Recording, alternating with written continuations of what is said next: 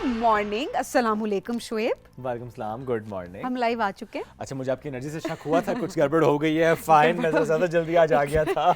नहीं, वैसे ये जो इतना प्यारा सा पीछे हमारा बुक शेल्फ इस वक्त है, इसने वैसे मुझे लग रहा है कि शोएब को आदत डाल दी है किताब पढ़ने की। आप भी कुछ सीखे ना? मैं बस आहिस्ता आहिस्ता सीख रही हूँ, सोबत का असर होने लग रहा है आहिस्ता आहिस्ता कि किताब पढ़ने का शौक मुझे किताब भी, तो वैसे भी दोस्त होती है। किताब वाकई दोस्त होती है। अच्छा, ये वैसे एक कॉन्सेप्ट जरूर होता है शोएब कि आपके घर में अगर बच्चे किताब नहीं भी पढ़ते, अगर पेरेंट्स पढ़ रहे हों या आपके सामने शेल्फ पे आप उसको रखें किताब को, तो कहीं ना कहीं आपका रुझान बच्चे का आ जाता होता है। आप पढ़ेंगे, बच्चे आपको देखकर पढ़ेंगे, आप पढ़ेंगे तो बच्चे आपको देखकर पढ़ेंगे। सही बात है, आप पढ़ें तो बच्ची देख के पढ़ लेगी। अच्छा, नहीं, अक्सर सुबह जब आता हूँ सभी अगर जल्दी आ जाओ तो मेरी कोशिश होती है कि कुछ ना कुछ किताब में ना देखो, अच्छा किस किताब में क्या है। मैं पूरी किताब जरा भी नहीं पढ़ पाया, बट समटाइम्स आप देख रहे हैं इस किताब का क्या कंटेंट होगा। बट इट्स वेरी राइट कि अगर आप पढ़ेंगे तो आसपास का माहौल थोड़ा चेंज होता है। बहुत अच्छी किताबें यहाँ पर हैं, तो किसी दिन कोशिश करूंगा ज्यादा जल्दी आ जाओ। आपके हाथ में? So this is fighting for the paradise. Okay. Yes, और ये सवात का जो ऑपरेशन है हम सबको याद होगा, उस ऑपरेशन से मुताल्लिक की किताब है। ओके, तो देखिए इन्फॉर्मेशन कितनी मिल रही होती है। हमारे बच्चों को हमारी हिस्ट्री के बारे में पता हो, हमारे पाकिस्तान के बारे में पता हो, एंड स्पेशली बाकी किताबें जो हम पढ़ रहे होते हैं तो इंटरनेशनल अफेयर्स के बारे में पता हो। हम कहते हैं ना हमारे बच्चों के पास नॉलेज नहीं है। अब सोशल मीडिया से नॉलेज तो काफ़ी ज़्यादा शायद अब आ ही जाता है, लेकिन मसला क्या होता है, ऑथेंटिसिटी की बात होती है कि आपको पता ही नहीं है कि क्रेडिबल इन्फॉर्मेशन आपका बच्चा कंज्यूम कर रहा है या नहीं कर रहा। क्योंकि जो चीज़ आ रही है सोशल मीडिया पे आप पेरेंट्स मानना शुरू हो जाते हैं तो बच्चे तो बड़ी दूर की बात है शोएब। एब्सोल्युटली। अच्छा, आप देखें ना किसी और शख्स के साथ कोई बात मंसूब करके बात लिखती जाती है, कहती जाती है, वीडियोस बन जाती हैं, लोग उस कॉन्टेंट को कंज्यूम कर रहे होते हैं। अब बाद में पता चलता है जब उस साहब से पूछो ये आपने कहा था, कहते नहीं मैं तो क्या ही नहीं। मेरी अम्मी, अब आप देखिए अगर यूट्यूब के कुछ ऐसे चैनल्स हैं जो हकीकत नहीं बता रहे होते लेकिन वो चैनल्स हैं, और मेरी अम्मी अक्सर वो चैनल देख के ना तो अक्सर मुझे बता रही होती है वो फलाने जो एक्टर थी ना तो पता है उसकी तलाक हो गई है, और मैं हैरान हो रही होती हूँ क्योंकि वाकई तलाक नहीं हुई भी होती है, मुझे पता होता है, अल्लाह जोड़ी सलामत रखे हमेशा। बट इस तरह की जो मिस इन्फॉर्मेशन रेटिंग के चक्कर में है कि सनसनी फैलानी है आप लोगों ने और मिर्च मसाले डाल के चीज़ें बतानी है, तो वो क्योंकि कंटेंट का जो कंट्रोल होता है ना शोएब, वो नहीं है किसी हद तक। बिल्कुल सबीन, जिस तरह अक्सर हम ये देखते हैं सोशल मीडिया पे कोई बात लिखी होती है या कही गई होती है, वीडियो बनाई गई होती है, किसी साहब से मंसूब की गई होती है कि इन्होंने कहा था, दर हकीकत ना उन्होंने वो बात की होती है ना कही होती है, और जब उन तक ये बात पहुंचती है वो खुद कहते हैं मैंने नहीं कहा। हाँ, शोज में आके उसको क्लैरिफाई कर रहे होते हैं। लेकिन अब वैसे एक रुझान मुझे बड़ा अच्छा लग रहा है, वो ये कि अब आर्टिस्ट ना जितने भी सेलिब्रिटीज हैं ना अब वो उसका जवाब नहीं दे रहे होते। क्योंकि अक्सर कुछ लोग जो है ना, कुछ मीडिया आउटलेट्स वो चीज़ क्रिएट करने की कोशिश कर रहे होते हैं सो दैट उनको अटेंशन मिले, उनके पेज को टैग किया जाए, क्योंकि अब वो वाली बात तो रही नहीं है ना कि हमारे पेज पॉजिटिव वे में फेमस हो। अब ये होता है बस कि हम सोशल मीडिया पे हैं तो हम फेमस हो जाएं, ये बड़ी चीज़ इंपॉर्टेंट होती है।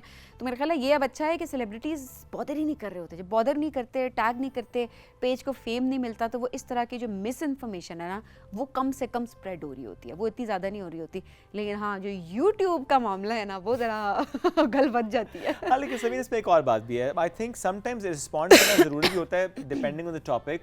हाँ, उस पर अगर आप रिस्पॉन्ड करते हैं तो अच्छी बात होती है, लेकिन उसमें भी फिर वो पेजेस ना दोबारा से उसको कोट करना शुरू करते हैं, फिर एक और उसको रंग भी देने की कोशिश कर रहे होते हैं। आई मीन इट्स अ वॉर। एक मैं सच्ची बात बताऊँ ना कि एक सोशल मीडिया की ना एक वॉर होती है, ये वो चलती रहती है, और एक मीडिया आउटलेट जब एक सेलिब्रिटी के पीछे पड़ गया तो पड़ गया, वो ऐसी खबरें छाप रहे होते हैं कि ऐसे ही है। बिल्कुल आप ना हेडलाइन सिर्फ देखा करें, परेशानी हो जाती है आप जब, क्योंकि आप लिंक पे क्लिक करने पे मजबूर हो जाते हैं। अच्छा, उससे मुतालिक वो बात बीच में होती है, लेकिन हाँ सभी ने एक बात अच्छी यूट्यूब ने स्टार्ट की है कि अगर आपके जो कैप्शन है, अगर आपकी जो टैगलाइन है या आपका जो थंबनेल है उसमें ऐसी कोई इन्फॉर्मेशन आपने शेयर किया जो कि एक्चुअल कंटेंट में नहीं है, तो यूट्यूब इसको बहुत डिस्करेज कर रहा है। तो ये बड़ी अच्छी बात है कि यूट्यूब के पर्सपेक्टिव से भी कि वो जो बात आप लिख रहे हैं, the title and the description, उससे मुतालिक बात वीडियो में होनी भी चाहिए। एनीवेज ये किसी और दिन मौजू भी रखेंगे यूट्यूब से जुड़ा। अभी मैं एक ब्रेक की तरफ बढ़ने, ब्रेक से हम वापस आएंगे तो आज के बहुत ज़बरदस्त मेहमान साथ मौजूद होंगे। कुछ हमें बात सेहत की भी करनी है, कुछ हमें बात जब हम बात करें ना हिस्से मजाक की या हंसी मजाक की या कह के बिखेरने की, तो हमारे जहन में कुछ कॉमेडियंस आते हैं। तो आज हम आपकी मुलाकात एक बहुत ज़बरदस्त कॉमेडियन से कराएंगे, नाम नहीं बता रहा मैं आपको, कुछ देर आप जुड़े रहिए हमारे साथ, थोड़ी देर में हम आपसे उनकी मुलाकात कराएंगे। रहिए हमारे साथ, शो है बड़ा खास, दिस इज राइजिंग पाकिस्तान।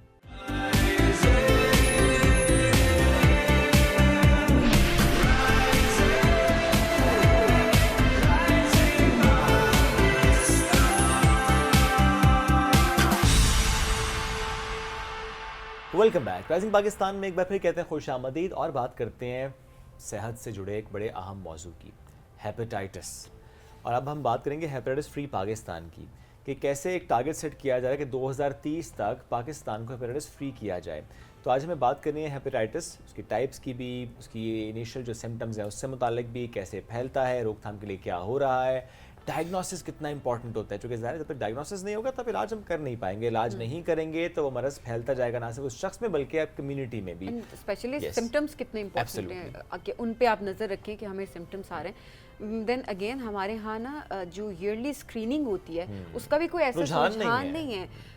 कुछ होता है कि अच्छा टेस्ट भी महंगे हैं या बहुत सारी, बिकॉज ऑब्वियसली कंडीशंस आ जाती हैं, बहुत सारी सिचुएशंस आ जाती हैं। सो आज इस हवाले से बात करिए कि किस तरह से हम पाकिस्तान को हेपेटाइटिस फ्री पाकिस्तान बना सकते हैं। हमारे साथ मौजूद है पब्लिक हेल्थ एक्सपर्ट हैं डॉक्टर सबीहा खान साहब। अस्सलाम वालेकुम डॉक्टर साहब, कैसी हैं आप? थैंक यू, मैं बिल्कुल ठीक हूँ। Thank you for having me on this show. बहुत शुक्रिया आपके आने का।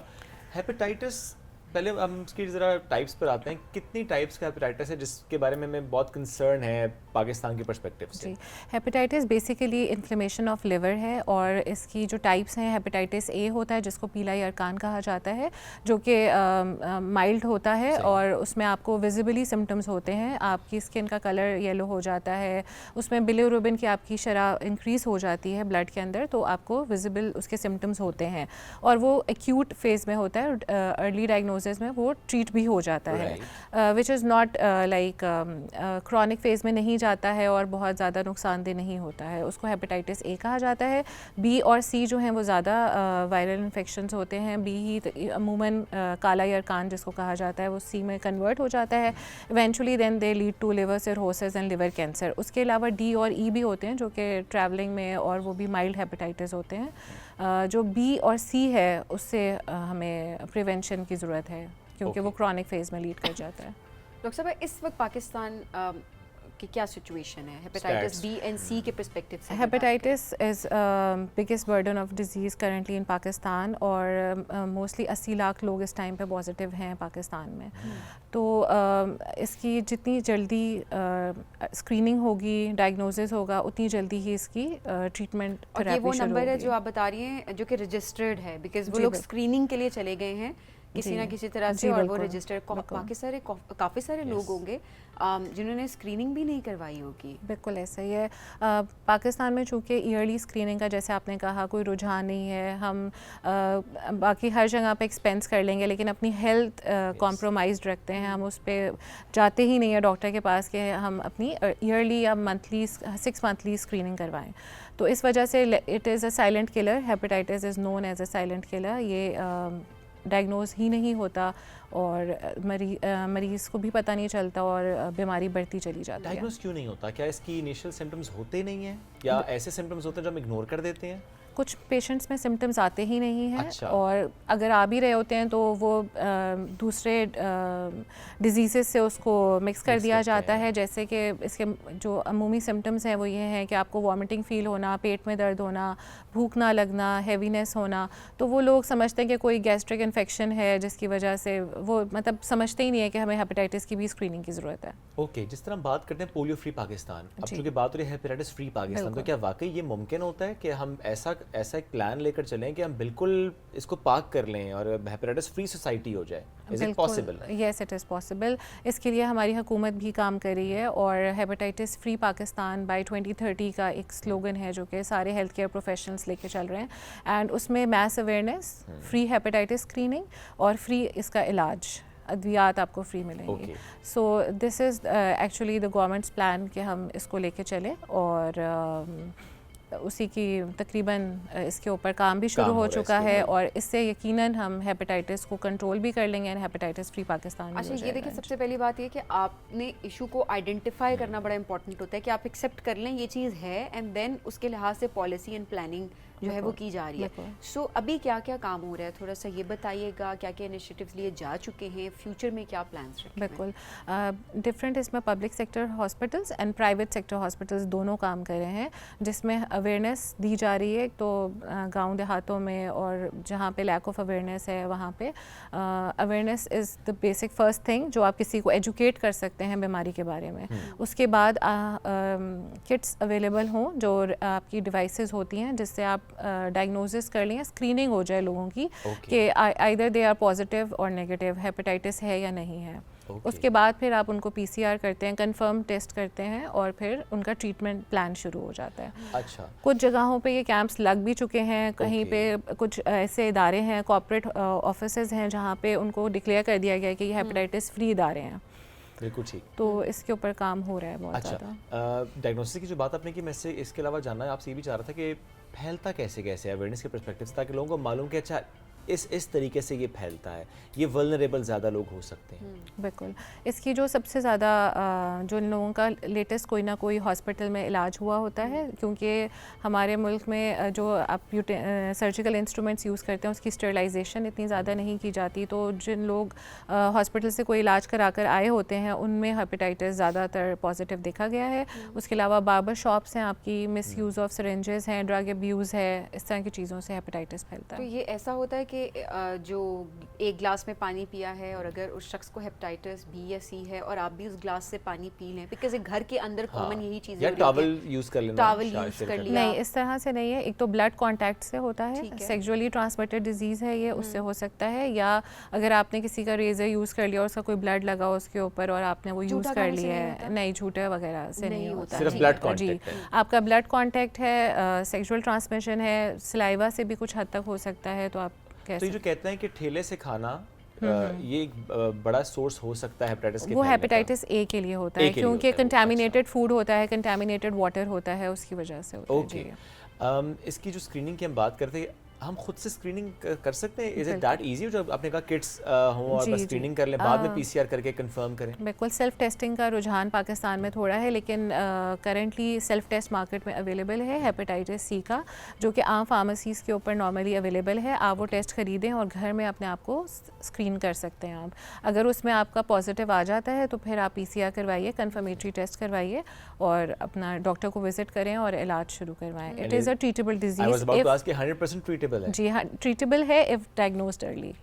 If diagnosed early? Yes. Early कितना टाइम बाद कि वो जैसे कि आपका हेपेटाइटिस सी बढ़ ना गया हो, लिवर सिरोसिस की तरफ ना चला गया हो, अगर लिवर डैमेज शुरू हो गया है तो फिर liver transplant is the option, वरना अगर वो liver cirrhosis and liver cancer की तरफ चला जाए तो फिर मुश्किल होता है। यानी अगर आपने हेपेटाइटिस को सही तरह से डायग्नोज नहीं किया और ट्रीटमेंट प्लान की तरफ नहीं गए तो कैंसर हो सकता है। बिल्कुल। अच्छा, लिवर कैंसर हेपेटाइटिस सी में हमने देखा भी है कि विद एज, अगर यंग एज में किसी को स्टार्ट हुआ है और नहीं कंट्रोल, लोग अक्सर इग्नोर कर देते हैं, सो 60 क्रॉस जब करना शुरू कर देते हैं तो लिवर कैंसर उनको डायग्नोज होता है, और फिर हिस्ट्री अगर क्योंकि लेते हैं तो वो हेपेटाइटिस सी ही हिस्ट्री निकलती है। पर्सन टू पर्सन वेरी करता है कि डिजीज़ कैसे मल्टीप्लाई होती है आपकी बॉडी में, कैसे बढ़ती है, आपके लाइफस्टाइल के ऊपर मैटर करता है, आपका सेडेंट्री लाइफस्टाइल है, आप स्मोकर हैं, आपकी खाने की क्या पैटर्न है, आपकी डाइट कैसी है, तो फिर डेफिनेटली इट मैटर्स कि डिजीज़ कितनी जल्दी मल्टीप्लाई हो जाएगी। ओके, इलाज में क्या होता है? इस ओरल मेडिकेशन है, कोई कोर्स होता है, क्या होता है? ओरल मेडिकेशन भी आप पाकिस्तान में अवेलेबल है, एंटीवायरल थेरापीज़ दी जाती हैं, इंटरफेरॉन्स के इंजेक्शंस भी लगते हैं, तो डिपेंड करता है। वैसे अब बेसिकली ओरल मेडिकेशन देते हैं इनिशियली ट्रीटमेंट के लिए, और डिपेंड्स कि अगर ज़्यादा बढ़ गया है मर्ज तो फिर इंजेक्शंस। और फिर जितना ड्यूरेशन होती है कोर्स की वो डिपेंड करती है पर्सन की कंडीशन पे। जी, कंडीशन पे भी, डिजीज़ मेडिकेशन रिस्पांस कैसा है पेशेंट के अंदर। यूजुअली 8 to 12 वीक की थेरेपी होती है एंड देन इवेंचुअली आपके टेस्ट होते रहते हैं, डॉक्टर ऑब्जर्व करता रहता है कि क्या, तो उसके हिसाब से ज़ाहिर आपको प्लान दिया जा रहा होता है। डॉक्टर साहिबा, फीमेल्स में ज़्यादा ये है नंबर या फिर मेल में ज़्यादा है? मेल्स में ज़्यादा है इसकी अमराज, लेकिन ये कि अगर फीमेल्स में भी है, और इसमें एक इशू ये भी है कि मदर टू चाइल्ड भी ट्रांसफ़र हो जाता है ड्यूरिंग द लेबर। सो ये भी एक इशू है कि फ़ीमेल्स में भी है और उसकी वजह से बच्चों में भी ट्रांसफ़र हो जाता है। अच्छा डॉक्टर साहब, आप इसमें ये चीज़ भी बताइएगा कि बचाव की जब पर्सपेक्टिव से हम बात करते हैं, वैक्सीन भी तो अवेलेबल होती है, वैक्सीन भी लोग लगवाते हैं? बिल्कुल, वैक्सीन अवेलेबल है, लेकिन अगर डिजीज़ हो गई है तो फिर तो फिर तो कोई ऑप्शन नहीं है। लेकिन अगर आप पहले ये कितना इंपॉर्टेंट है कि ये वैक्सीन ईपीआई प्रोग्राम्स में शामिल अगर हुआ, आई एम नॉट श्योर कि इज इट बिल्कुल है। जो ये यंग बच्चे हैं जो कि एक एज के ऊपर लगती है, बच्चों में भी यूजुअली अब तो लगती है vaccine. When I was in Karachi तो प्रॉपर एक प्रोग्राम था जो गवर्नमेंट लेवल पे हुआ था और बच्चों को इससे बचाव की वैक्सीन लगवाई थी, हमने खुद लगवाई बच्चों को। बिल्कुल। आई थिंक वो 2 डोजेस थी, पहले एक डोज लगती है, फिर कुछ वीक्स के बाद दूसरी डोज लगती है। पर मुझे अब लगता है कि दोबारा से उसका रुझान शायद मुझे नज़र नहीं आया। रुझान है और जो आप जहाँ पे आपके बच्चे की वैक्सीनेशन हो रही होती है वहाँ से रूटीन कॉल्स भी आपको आती हैं वैक्सीनेशन सेंटर से, जो आपको फॉलो अप के लिए बुलाते हैं। Mass screening programmes, mass vaccination programmes भी हैं जो कि हो रहे होते हैं for the hepatitis as well. दोनों चीज़ें इंपॉर्टेंट है, एक मैस वैक्सीनेशन प्रोग्राम ताकि आप ऑलरेडी वैक्सीनेटेड हैं तो बचाव है, और प्लस अगर खुदा ना खास्ता हो गया तो फिर आपकी screening, diagnosis and treatment. Vaccine अगर लगी हुई तो आप कंप्लीटली सेफ होते हैं?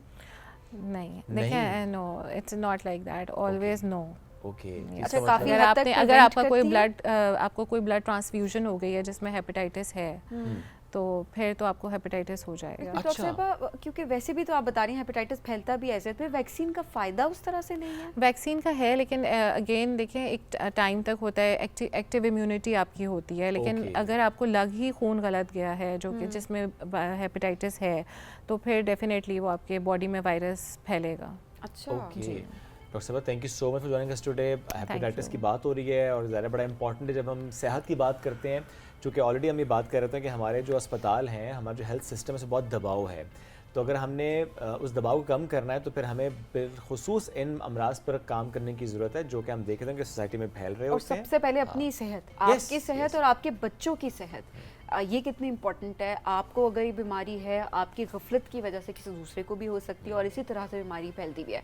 लेकिन ये बड़ा अच्छा इनिशिएटिव है कि अब इस पर बात हो रही है, पॉलिसीज़ बनी हैं, इम्प्लीमेंटेशन की तरफ हम बढ़ रहे हैं और 2030 तक इंशाल्लाह जो कि टारगेट सेट किया गया है कि हेपेटाइटिस फ्री पाकिस्तान होगा। वी रियली विश कि 2030 तक हम पाकिस्तान को हेपेटाइटिस फ्री बना। और सभी ने देखा कि कितना इंपॉर्टेंट है गवर्नमेंट और प्राइवेट इदारे मिलकर काम करें, क्योंकि सबका पाकिस्तान है, सबने मिलकर इस पर सिनर्जी चाहिए। यस, सिनर्जी चाहिए, और वो नज़र भी हमें आ रही है कि तमाम, वो चाहे डायग्नोस्टिक से जुड़े लोग हैं, वो चाहे फार्मा से जुड़े लोग हैं, वो चाहे डॉक्टर्स हैं, हेल्थ प्रोफेशनल्स हैं, पब्लिक सेक्टर में काम करें, वो सब मिलकर काम करें कि नहीं, वी नीड दिस थिंग कि हेपेटाइटिस फ्री पाकिस्तान हो। इसी के साथ हम एक ब्रेक की तरफ जाएंगे, ब्रेक से वापस आते रहिए हमारे साथ। ये है राइजिंग पाकिस्तान।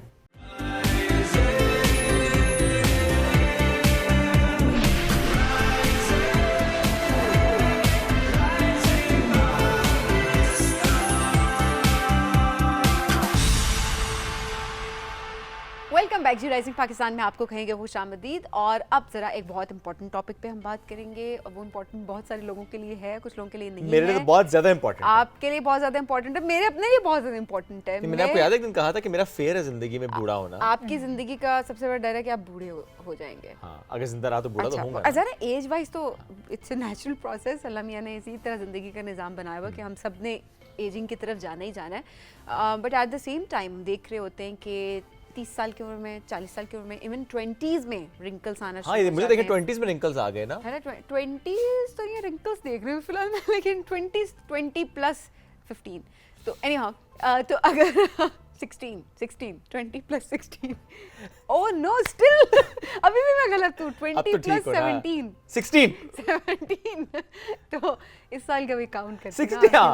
एनी हाउ तो अगर आप 40 के हैं, आप 20 के कैसे दिख सकते हैं? अगर आप 20 के हैं तो आप 10 के कैसे दिख सकते हैं? आज जरा इस बारे में हम बात करने की कोशिश करेंगे। On a very serious note, ऐसा होता है कि बाज़-औक़ात हम कह रहे होते हैं कि हम अपनी एज से बहुत बड़े लग रहे हैं, और जब आप डॉक्टर के पास जाते हैं या आप कंसल्ट करते हैं कहीं से, तो हमें बताया जाता है कि हम एक अच्छी डाइट फॉलो नहीं कर रहे होते। इसी वजह से हम वक्त से पहले बूढ़ा होना शुरू हो जाते हैं, या फिर हम जो एजिंग का प्रोसेस है उसको हम स्टॉप नहीं कर पा रहे होते, उसको हम रिवर्स नहीं कर पा रहे होते, हम ज़्यादा ज़्यादा एजिंग की तरफ जा रहे होते हैं। तो आज उन तमाम टिप्स पे हम बात करेंगे कि हम ऐसा क्या चीज़ें खाएं, हमारी ग़िज़ा कैसी होनी चाहिए, किन चीज़ों की डेफिशिएंसीज होती हैं जो कि रिंकल्स कॉज करती हैं या फिर आपको एजिंग की तरफ लेकर जाती हैं। एब्सोल्युटली। तो एजिंग को स्लो कैसे किया जा सकता है, आज हम इस मौजू पर गुफ्तगू करेंगे। माहिर ग़िज़ाइयत हैं डॉक्टर हफ्सा नज़ीर साहब हमें ज्वाइन कर चुकी हैं, फैसलाबाद से ताल्लुक़ है। अस्सलाम वालेकुम जी, कैसे हैं आप? वालेकुम अस्सलाम जी, अल्हम्दुलिल्लाह।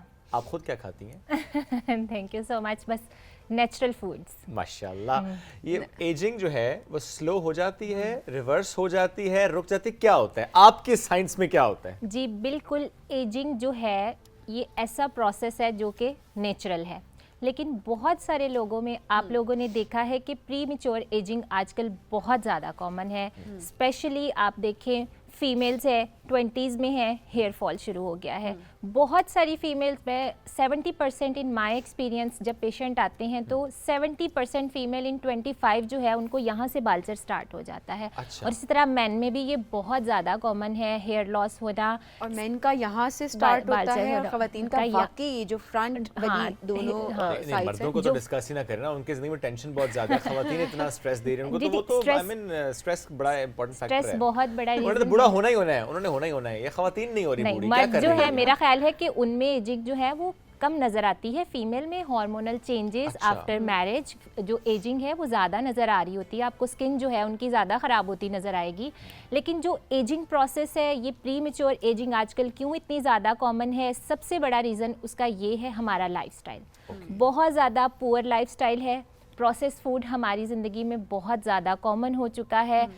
और सबसे जो इम्पॉर्टेंट टॉपिक पे मैं बात करती हूँ और बहुत सारे मेरे पास पेशेंट्स आते हैं, ये चीज़ पे मैं काउंसल करती हूँ कि स्लीपिंग पैटर्न बहुत ज़्यादा ख़राब है। हमारे फैशन बन चुका है रात को लेट सोना, सुबह को लेट उठना, ये चीज़ सबसे ज़्यादा एजिंग की तरफ लेके जाती है। आपके हार्मोन्स ख़राब होते हैं, आपकी बॉडी में जो ऑक्सीडेशन का प्रोसेस है वो बहुत ज़्यादा होना शुरू हो जाता है। ऑक्सीडेशन को अगर मैं नॉर्मल ऑडियंस को समझाना चाहूँ तो हम कहते हैं कि बॉडी में जंग लगना शुरू हो जाता है। हम सांस ले रहे हैं, उसके थ्रू हमारी बॉडी में ऑक्सीडेटिव स्ट्रेस ज़्यादा होनी शुरू हो जाती है, जंग लगना शुरू हो जाता है और हमारा लाइफस्टाइल पुअर है। उसके बाद खाने पीने की रूटीन के साथ साथ स्लीपिंग पैटर्न हमारा ठीक नहीं है, तो ये प्रोसेस बहुत ज़्यादा कॉमन है। उसके बाद जो मेजर न्यूट्रिएंट्स हैं, हम आजकल जो डाइट खा रहे हैं उसमें सिर्फ कैलोरीज हैं, न्यूट्रिएंट्स के बारे में किसी को भी नहीं पता। हम बार बार अवेयरनेस देने की कोशिश करते हैं कि ओमेगा 3 बहुत ज़्यादा इंपॉर्टेंट है एजिंग को कम करने के लिए। पीनट्स आजकल बहुत सस्ती अवेलेबल हैं, उसमें जो है वो ओमेगा 3 अवेलेबल है।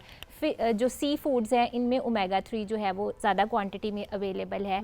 इसके साथ साथ जो है वो ओमेगा 3 बीफ में अवेलेबल है, चिकन में अवेलेबल है, तो हम ये थ्रू डाइट ले सकते हैं। विटामिन डी एजिंग प्रोसेस को स्टॉप करता है। उसके अलावा मोस्ट इम्पॉर्टेंट प्रोबियोटिक्स लेना हमारी एजिंग प्रोसेस को कम कर देते हैं। फॉर एग्जांपल योगर्ट है, सबसे बड़ा प्रोबियोटिक है। जब हम रात को योगर्ट घर में दही जमाते हैं, उसके ऊपर जो पानी की थिन सी लाइन आती है वो बैक्टीरिया हमारी गट के लिए बहुत हेल्दी है। अगर हमारी गट हेल्दी है तो हम अपने एजिंग प्रोसेस को जो है वो रिवर्स कर सकती हैं। गट का वाकई बहुत सारे लोग होते हैं, उन्होंने तो एक स्केड्यूल बनाया हुआ होता है जो कि बड़े कम लोग हमारी सोसाइटी में हम देख रहे होते हैं अपने इर्द गिर्द, तो उन्होंने तो प्रॉपर प्रोबायोटिक्स की ड्रिंक्स रखी हुई होती हैं और वो ड्रिंक्स वो कहते हैं कि हमारे गट में जानी चाहिए। बिल्कुल ऐसे ही है। आपको पता है कि गट 90% जो हमारी इम्यूनिटी है, कुव्वत मुदाफ़ियत है, वो हमारी गट में पाई जाती है। अगर हमारी गट हेल्दी है तो इसका मतलब इम्यून सिस्टम अच्छा है, जिसम में कुव्वत मुदाफ़ियत का निज़ाम अच्छा है और हमारी बॉडी उतना ही अच्छा हमें रिस्पॉन्स देगी। अगर हमारी गट हेल्दी है, हम अपने एजिंग प्रोसेस को भी इससे जो है वो रिवर्स कर सकते हैं। किसी के ग्रे हेयर हो रहे हैं, आपने देखा है मोस्टली मैन में, बहुत सारी फैमिलीज़ में आपने देखा है जेनेटिक बहुत बड़ा रीज़न होता है कि बहुत जल्दी ग्रे हेयर हो जाते हैं। बहुत सारी फैमिलीज़ में आप देखिए 40-30s में जो है वो जो वाइट हेयर है वो आना, ग्रे हेयर स्टार्ट हो जाते हैं। लेकिन बहुत सारी फैमिलीज़ में जेनेटिकली होता है कि लेट आते हैं। लेकिन वो लोग जिनको जल्दी से प्रीमेच्योर एजिंग होना स्टार्ट हो जाती है, जिनके ग्रे हेयर जो है वो बहुत ज़्यादा आना शुरू हो जाते हैं, उनके लिए 3 चीज़ें बहुत ज़्यादा इंपॉर्टेंट हैं।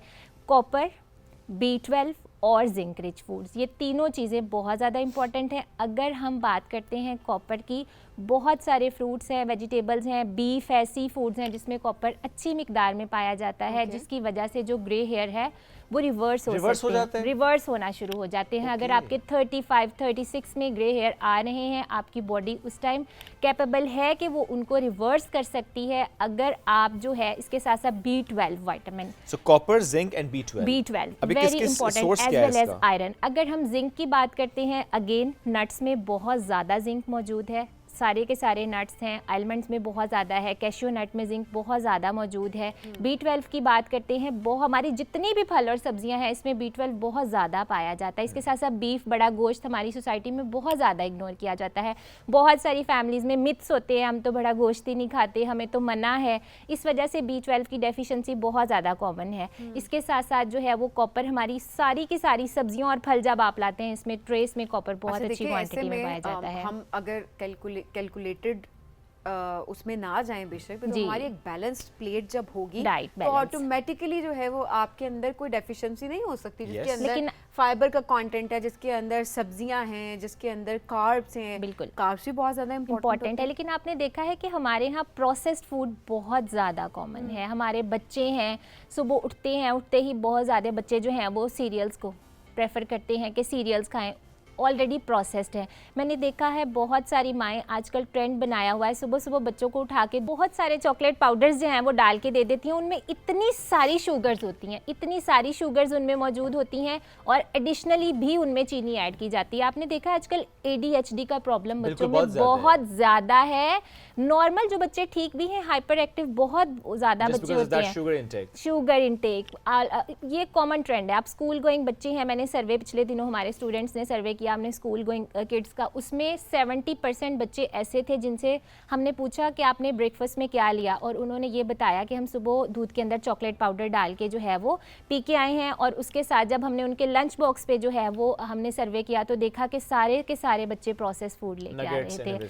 बहुत कम बच्चे हैं, स्पेशली मेरी बेटियां जब स्कूल जाती हैं तो अक्सर बच्चे उनको कहते हैं कि पेंडू फैमिली से बिलोंग करते हैं, ये फ्रूट्स लेके आती हैं, ये कैरेट्स लेके आती हैं। बच्चों में ट्रेंड बहुत कम है। हमें तो याद है हमारे लंच बॉक्स में क्या होता था, अंडा पराठा। अंडा पराठा सबसे अच्छा है, सबसे अमीरों वाला खाना हमें वो लग रहा था, अंडा पराठा। एंड देन वो आप शेयर भी कर रहे होते थे, बड़ा प्राउडली शेयर कर रहे होते। तो वाकई ये भी जो एक थोड़ा सा हमारे दिमाग में ये जो स्टेटस कॉन्शियस हम हो गए ना, इसने बड़े मसाइल क्रिएट कर दिए। अंडा जो है, बच्चे जो अंडा खाते हैं आयरन डेफिशिएंसी हो ही नहीं सकती। आप यकीन करें, आप स्कूल के बच्चे हैं, मेमोरी इतनी शॉर्ट होती है, बच्चे जल्दी पढ़ते नहीं हैं, जल्दी लेसन लर्न नहीं करते। उसमें 2 रीजंस आ जाती हैं। सबसे पहले तो नींद पूरी नहीं होती। आजकल ट्रेंड है माओ ने 1-1 बजे बच्चों को सुलाना है, सुबह स्कूल भेजना है, स्कूल से आते ही सुला देना है। दिन में बच्चे सोते हैं, रात को जागते हैं, इसकी वजह से बच्चे ज़हीन नहीं है। आजकल बहुत सारे बच्चे आपने देखा उनको लर्निंग प्रॉब्लम आ रही होती है, उनको राइटिंग प्रॉब्लम आ रही होती है, स्लीपिंग पैटर्न था। सेकंड, बच्चे आयरन डेफिशिएंट है। आप फूड देखें, बच्चे सिर्फ प्रोसेस खा रहे होते हैं, बेसिक जो आयरन है वो लेते ही नहीं है। एग बहुत इंपॉर्टेंट है। मैंने बहुत सारे बच्चों में देखा है कि वो अंडा नहीं खाते, वो कहते हैं कि स्मेल आती है। जो बच्चे एग खाते हैं, और मोस्टली सोशो इकोनॉमिक स्टेटस जिनका पुअर होता है, मैं तो बहुत सारी माओं को ये काउंसिल करने की कोशिश करती हूँ कि अगर आप लोग अफोर्ड नहीं करते, बहुत सारे पेशेंट्स आते कहते कि भाई हम अंडा अफोर्ड नहीं करते, मैं उनको ये कहती हूँ आप अपने बच्चों को तो 10-10 रुपये देते हैं ना, आप अपने बच्चों की पॉकेट मनी इकट्ठे करके उनको अंडा प्याज का सालन बना दें, उसके साथ रोटी दे दें। कम से कम आपके बच्चों में जो है वो आयरन डेफिशिएंसी नहीं आनी चाहिए। आयरन बहुत ज़्यादा इंपॉर्टेंट है। ग्रे हेयर के लिए भी जो लोग आयरन डेफिशिएंट होते हैं उनको जो है वो ग्रे हेयर बहुत जल्दी आना शुरू हो जाते हैं। वही वाली बात है ना जो हम इग्नोर कर रहे होते बच्चों की। जैसे आपने शुएब नोट किया होगा आपके बच्चों के पर्सपेक्टिव से भी कि हमारा ध्यान बाजों का नहीं रह रहा होता कि हम उनकी पूरे दिन की जो न्यूट्रिशन वैल्यूज हैं क्या हम उनको पूरी तरह करें या नहीं करें, बिकॉज रुझान नहीं है। पेरेंट्स का भी ध्यान है, पेरेंट्स की अपने इतनी न्यूट्रिशनल डेफिशिएंसी। प्लस हम ये भी देखते हैं सबीन के बच्चे बिस्किट्स खा रहे हैं, कैंडीज ले रहे हैं, डोनट्स खा रहे हैं, उसी पे उनका पूरा दिन गुजर रहा है। हेल्दी मील तो उनका है ही नहीं। ओवरवेट बच्चे बहुत ज़्यादा हैं। आप देखिएगा, आप ये बड़े बड़े स्कूल्स के बाहर जाएं तो बच्चे इतने लड्डू पेड़े से होते हैं और वो इतने देखने में आपको देखेंगे बल्कि नज़र आ रहे होते हैं, लेकिन न्यूट्रिशनली इतने डेफिशिएंट है। अभी सर्दियां हैं ना, आप देखिएगा इतनी ज़्यादा रेशो ख़राब हो जाती है बच्चों की अटेंडेंस की, इस वजह से बच्चे बीमार हैं। खांसी इतनी जल्दी है, इम्यूनिटी नहीं है, सबसे बड़ी चीज़ कुव्वत मुदाफ़ियत नहीं है। तो ये बच्चे तो और जल्दी बूढ़े हो जाएंगे। हाँ, ये मैं यकीन करें आपके जो जनरेशन है ना, इससे पिछली उन जो हमारे पास पेशेंट्स आते हैं उनके टेस्ट कदरे बेहतर होते हैं न्यू जनरेशन के। जो आजकल के मैं तो बर्गर बच्चे कहती हूँ, ये 17, 18, 20s वाले, इनके टेस्ट करवाएं और 50s वालों के करवाएं तो दे आर बेटर। उनके टेस्ट उनकी निस्बत अच्छे होते हैं क्योंकि डाइट और लाइफस्टाइल अच्छा उनकी बेस था। अच्छी बनी हुई जी, है, उन्होंने बिल्कुल। बचपन से अच्छी खुराक ली है, तो उनकी उस तरह की डेफिशिएंसीज नहीं है। बिल्कुल ऐसे ही क्या है। बाहर का खाना ये हमें बूढ़ा करता है? बहुत ज़्यादा, क्योंकि प्रोसेस्ड फूड, मैं अगेन कहती हूँ, इसमें बहुत सारे नहीं, हमारे ऐसे सामने चप्पल कबाब बन रहे थे, ताज़ा है वो तो। नहीं, चप्पल कबाब अच्छा अच्छा, ऑप्शन है, ओके। You can eat. अगर चप्पल कबाब है, मीट है, बीफ है, उसको तो हम बहुत ज़्यादा वो प्रेफर सामने करते बन रहा हैं। है ना, live हाँ। जिस processed तेल नहीं में है वो ना। बन रहा है ना सबीन, मेरा ख्याल चप्पल कबाब में तेल कम होता है, वो हम ऐसे ऐसे तवे पे कुक कर लेते हैं, तो ऐसा भी नहीं आप है। चप्पल कबाब की फैन तो नहीं है? हाँ, मुझे बहुत पसंद है, आई बीफ उसी लवर। वजह से मुझे नजर भी आ रहा है उसको डिफेंड करिए, हालांकि सबसे ज्यादा ऑयल उसमें होता है। अच्छा, नहीं नहीं, हमारे यहाँ जो चप्पल कबाब बनाए जाते हैं, हम उसको तवे पे ही बना लेते हैं, उसमें बहुत ज्यादा ऑयल जो है हम नहीं डालते। और शामी डीप कबाब फ्राई है। नहीं होती, बट हाँ, माय क्वेश्चन वाज कि जो बाहर चप्पल कबाब फ्राई हो रहे होते हैं, वो जितना काला स्या तेल होता है, क्योंकि और वो उस- बार बार उसको ओवर हीट किया जा रहा होता है और ना। उसमें बहुत ज़्यादा ऑक्सीडेटिव स्ट्रेस होती है, ऑक्सीडेशन होती है। वो तेल खाने से बॉडी में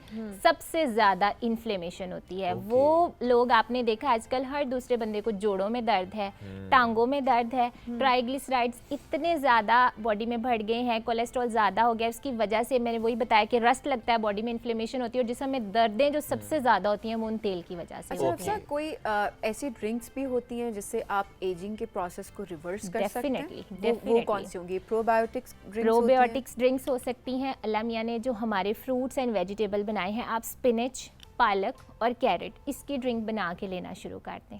एंटी एजिंग है। इसके साथ साथ फ्लैक्सीड, चिया सीड्स महंगे हैं। अगर हम कॉमन तुख मलंगा की बात करते हैं, वो 150 का पैकेट मिल जाता है, एक पर्सन आराम से 1 मंथ कंज्यूम कर सकता है। अगर हम उसको कंज्यूम करते हैं डेली, उसमें बहुत सारा ओमेगा 3 मौजूद है। आपकी गट हेल्दी होगी, उससे जो है वो बहुत ज़्यादा एजिंग के प्रोसेस को स्टॉप किया जा सकता झुर्रियाँ है। कैसे खत्म करें?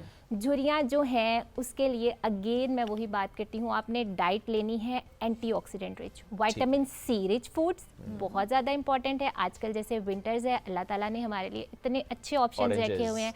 ऑरेंजेस है, नेमत है अल्लाह ताला की। आप अपने बच्चों को आदत बनाएं, खुद खाएं डेली, इससे इम्यूनिटी बहुत ज़्यादा बढ़ती है। इसके साथ साथ विटामिन ई और सी, इसके साथ साथ हमारी जो जितने भी बेरीज ग्रुप हैं, जैसे स्ट्रॉबेरीज़ हैं, ब्लूबेरीज़ हैं, बहुत बड़ी नेमत है ये अल्लाह ताला की। इससे जो है वो झुर्रियाँ बहुत ज़्यादा कम होना शुरू हो जाती हैं अगर आप इसको अपनी डाइट में शामिल करते हैं। सारे के सारे सिट्रस फ्रूट्स खाने की कोशिश करें, कैरेट्स खाने की कोशिश करें। उसके बाद जो विटामिन ई है, जितने भी हमारे नट्स हैं इसमें विटामिन ई मौजूद है, बीफ में विटामिन ई मौजूद है, चिकन में, फ़िश आजकल कंज्यूम करने की कोशिश करें। ओमेगा 3 का बहुत रिच सोर्स है, जिससे जो है वो रिंकल्स कम हो जाते हैं, और साथ साथ आपकी बॉडी में कोलेजन की प्रोडक्शन ज़्यादा हो जाती है प्रोटीन खाने की वजह छोड़ना से। सिर्फ और सिर्फ प्रोसेस्ड फूड है, दैट्स इट। प्रोसेस फूड को कम करने की कोशिश करें, अपना स्लीपिंग पैटर्न अच्छा करने की कोशिश करें कि उसको बेहतर बनाएं। इसके साथ Stress साथ कम करने के लिए क्या करें? हाँ जी, कितने घंटे सोना चाहिए? At least wise. आपने जो है वो 7 to 8 आवर्स आपने लाजमी जब तक पूरा आवाज़ करना। एज न की चले, मैं बात कम नहीं तो करूंगी, चल। सबसे पहले कोई मेरी उम्र पूछेगा इसलिए एज वाली बात नहीं करेंगे। नहीं, आप तो छोटी हैं हाँ हाँ हाँ, अभी बिल्कुल अब बस वो अल्हम्दुलिल्लाह। 17 क्या आप 18? ये बिल्कुल ऐसे ही है, अभी इतना ही है, 18 एक आध साल के फर्क अभी है। हाँ बिल्कुल ऐसे ही है। वो अभी। प्लस माइनस पे हम नहीं, 18 प्लस पे हम नहीं जाते। फीमेल्स की मैं कहती हूँ एज रुक जाती है 25 पे आके, बस सही उसके बात है, बाद हमने 25 आगे तो जाना बहुत हमने ज्यादा। देखा। ओह माय गॉड, बड़ी 25 का बात कौन है कोई होता जो 25 तक पहुंचती है। है? 25 का कौन होता है? उसके बाद ऐसा भी होता है आपके पास कोई पेशेंट आए और जिस तरह एज वाले बात हम कर रहे हैं, क्योंकि आपने उसका जो डाइट प्लान बनाना है उसकी एज के हिसाब से बनाना है, तो एज ही ना बताती हूँ आपको। बताती नहीं है फीमेल्स में, आप यकीन करें इतना फोबिया है। इतनी माशाल्लाह से ख़वातीन आती हैं जो मतलब बुजुर्ग होती हैं, अगर उनसे पूछ लें आपकी एज क्या है तो कहती हैं 30 साल। तो साथ पोते होते हैं, साथ उनको कह दें नहीं, थोड़ी सी आप सही बता दें कि हमने आपकी जो कैलोरीज कैलकुलेट करनी है या आपको उसके हिसाब से देना है, बस कहती हैं 30 याद है 35 होएगी। नहीं, वो इससे पता ऊपर ही है जाती वो ना। उसमें एक ये फैक्टर भी है, बड़ी मासूम सी जनरेशन। हम कहते ये हैं भी ना आखिरी mostly- मासूम mostly- जनरेशन वो है, mostly क्योंकि उनको ऑनेस्टली age उन नहीं लोगों को पता अपनी होती। एज नहीं पता होती। लेकिन बहुत फीमेल सारी में ये हमारी बूढ़ी। फोबिया है। बनती मतलब वाली हमारी गलती ना प्रैक्टिस में करते हैं। थोड़ा सा फीमेल में फोबिया है कि वो कह रही पोता साथ आया है, हाँ। बाल सफेद हैं, 30 कर लो बस। हाँ 30 मैक्सिमम नहीं, शी वो सेइंग 28, वो तो हम 30 तक चले गए थे। तो इतनी भी नहीं बताना चाह रही थी ना। 28 और हाँ 28 हाँ। और इससे ज़्यादा जो है जब आप बैलेंस मील की बात कर रहे थे तो उसमें कार्बोहाइड्रेट, Okay. प्रोटीन और फैट्स बहुत ज़्यादा ज़रूरी हैं। Okay. हमारे यहाँ ट्रेंड बन गया है वो डाइट करनी है, वो डाइट करनी है, फ़ैट बिल्कुल छोड़ देना है। फ़ैट छोड़ना नहीं है। फ़ैट बहुत अच्छी चीज़ है आपकी बॉडी में। Okay. हमें 25 से 30% फ़ैट चाहिए हमारे ब्रेन की जो मेन डाइट है वो फैट है। हमारी बॉडी में बहुत सारे फंक्शंस जो हैं वो फैट प्ले कर रही है, रोल प्ले कर रही है। हाँ जी, हमें फैट ज़रूरी है। और एजिंग को भी अगर आपने स्टॉप करना है, कम करना है, तो थोड़ा सा फैट आपको अपना मेंटेन रखना है। ठंड भी कम लगती है। बिल्कुल ऐसे ही है बिल्कुल ऐसे ही है क्योंकि आपकी थोड़ी इंसुलेशन हो जाती है ना, इस वजह से जो है ठंड कम लगती है। तो फैट आपने अपनी डाइट में लेना है, अच्छे सोर्सेज रखने हैं फैट के। घर में देसी घी बना के अपने बच्चों को आदत डालें, घर का मक्खन बना के अपने बच्चों को आदत डालें। अपने बच्चों को दूध में मलाई डाल के दें, बच्चों के दूध में से मलाई बिल्कुल ना हटाएं। जो बड़े हैं दूध पीते हैं उसमें बेशक आप उसको छानें, लेकिन अपने बच्चों को जो है वो फैट वाला दें। एग बहुत अच्छा सोर्स है, इसमें बहुत ज़्यादा फैट पाया जाता है, आप अपने बच्चों को वो वाला फैट देने की कोशिश करें। मर्द ज़्यादा बूढ़े होते हैं या खवातीन? मेरा ख्याल है कि ये बहुत बड़ी बहस हो जाएगी, लेकिन फीमेल्स पे आपको पता है एजिंग जल्दी आ जाती है, प्रोसेस इस तरह के होते हैं, जिम्मेदारियां इतनी होती हैं, क्या करें। वो स्ट्रेस तो आपने कहा मेन चीज होती है, इतना तो वो स्ट्रेस होता है उनकी जिंदगी में, बैलेंस करने के लिए, फिजिकल स्ट्रेस, इमोशनल स्ट्रेस, मतलब मर्द तो सुबह उठते हैं पहाड़ों पे गए, घूम के वापस आ गए, ऐसे ही करते हैं। इमोशंस को बैलेंस करने के लिए, थोड़ा मैनेज स्ट्रेस करने के लिए exercise and physical activity is very important, बहुत इंपॉर्टेंट है। आपको स्ट्रेस होती है, आप जाएं खुली हवा में सुबह और शाम 30 मिनट वॉक करना शुरू करें। सबसे अच्छा है कि फिजिकल एक्टिविटी, जब आप एक्सरसाइज जो है वो करना शुरू करते हैं तो स्ट्रेस आपकी बैलेंस होना शुरू हो जाती है। क्या बात है। देखिए छोटी छोटी सी बातें हैं और बड़ी मुनासिब सी बातें अगर हम वो पूरी कर लें।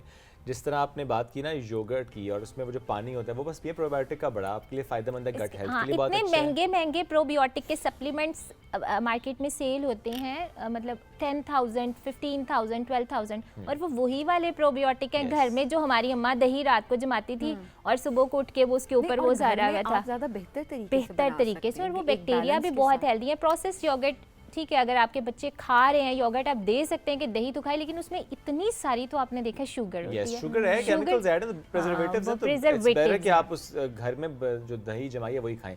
चाय आपको बूढ़ा करती है या नहीं? अच्छा, चाय, ये बहुत इंपॉर्टेंट क्वेश्चन है। चाय आपको बूढ़ा नहीं करती, लेकिन एक्सेस नहीं लेनी।